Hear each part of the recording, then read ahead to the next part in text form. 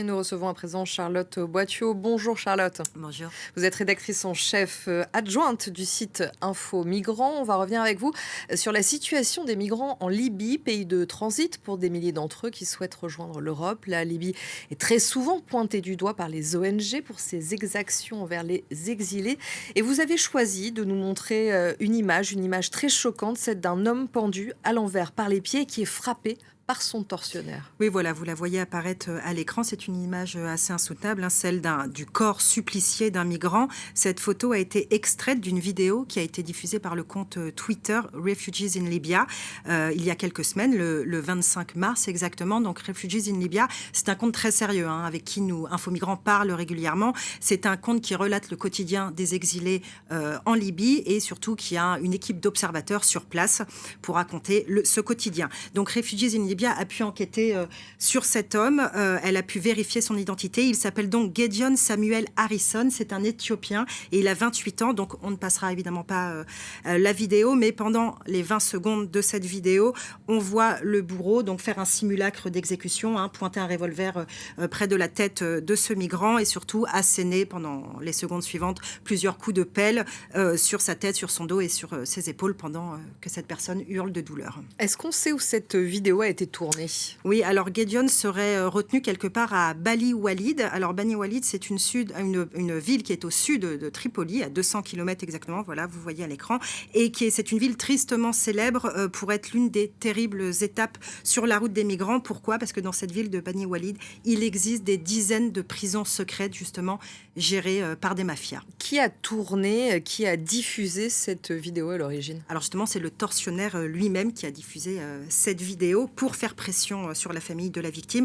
Ce genre de vidéos, il faut le rappeler, ne sont pas vraiment difficiles à trouver, puisque le but de la manœuvre, c'est de justement la diffuser, la montrer à un maximum de personnes pour qu'elle soit vue par les familles, dans le but évidemment de leur extorquer de l'argent. Donc, dans le cas de Gideon Samuel Harrison, sa mère a reçu un premier coup de fil des ravisseurs début février, puis tous les jours qui ont suivi, elle a reçu ce genre de vidéo de son enfant supplicié. Les trafiquants lui réclament 14 000 € en échange de la libération de son fils. Donc une somme évidemment colossale. Sa mère a lancé une cagnotte en ligne début mars pour essayer de collecter cet argent. Et elle a même signalé l'enlèvement de son fils aux autorités de son pays, aux autorités éthiopiennes. Mais la police s'est dit impuissante dans cette affaire. Alors comment ces migrants se retrouvent là ?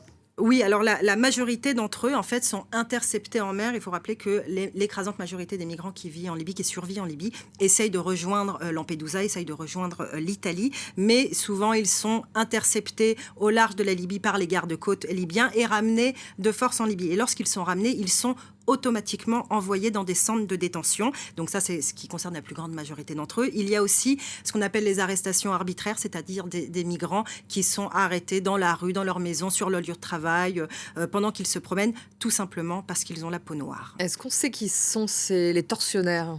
Alors, il s'agit la plupart du temps de malfrats, de malfrats de tout calibre, de trafiquants, de gens de l'ombre, en fait, qui ont bien compris que les migrants représentaient une manne financière très importante pour eux. Mais ces tortures sont aussi pratiquées, c'est important de le dire, par les autorités libyennes elles-mêmes, c'est-à-dire par les gardiens des prisons officielles, où le traitement des exilés est loin d'être meilleur. Quand je dis prison officielle, voilà, je parle, vous le voyez à l'écran, de toutes ces prisons qui sont gérées directement par le gouvernement de Tripoli et où de graves atteintes aux droits de l'homme sont régulièrement rapportées par les ONG. Notamment en décembre dernier, MSF, Médecins sans frontières, avait pu rentrer dans 2 centres de détention à Tripoli, les centres d'Ain Zara et Abu Salim, et elle dénonçait le comportement violent des gardiens de prison qui agressent, qui violent même des femmes qui sont enfermées là-bas et qui lynchent aussi les exilés. Quand on voit le travail des ONG, pourquoi les autorités libyennes continuent finalement de laisser faire ? Alors, c'est une question que tout le monde se pose. Elles laissent faire ces exactions, c'est vrai, mais peuvent-elles les arrêter ? Surtout, le veulent-elles ? Il faut savoir le peuvent-elles surtout ? Il faut savoir qu'en Libye, les crimes contre les migrants sont possibles parce qu'il n'y a tout simplement pas d'état de droit. Depuis la chute de Mouammar Kadhafi, le pays est en proie à un conflit armé. et les migrants se retrouvent bloqués au milieu de ce conflit. Et donc, je parle de torture, mais selon des témoignages que nous avons pu vérifier, que nous avons pu recouper avec les ONG, il existe aussi des migrants qui sont morts de faim.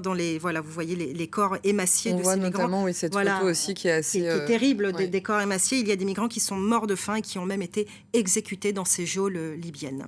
Et malgré tout, l'Union européenne continue de financer son partenariat avec la Libye. Tout à fait, malgré les preuves, malgré les rapports des ONG qui se succèdent depuis des années, l'Union européenne n'a pas cessé son soutien au pays. Depuis 2017, je le rappelle, l'Italie, avec le soutien de Bruxelles, finance la Libye, arme les gardes-côtes, leur fournit des vedettes, ces petits bateaux qui vont en mer intercepter les migrants qui veulent rejoindre le vieux continent. Et en mars 2023, le Conseil européen, donc il y a un an, a même renouvelé pour 2 ans son soutien financier aux autorités libyennes. Au total, ces 4 dernières années, on parle d'un budget de plus de 32 millions d'euros alloués à Tripoli, selon les chiffres d'Oxfam. Merci beaucoup Charlotte. Tous les articles, les enquêtes de votre rédaction sont à retrouver sur le site infomigrants.fr. Merci beaucoup.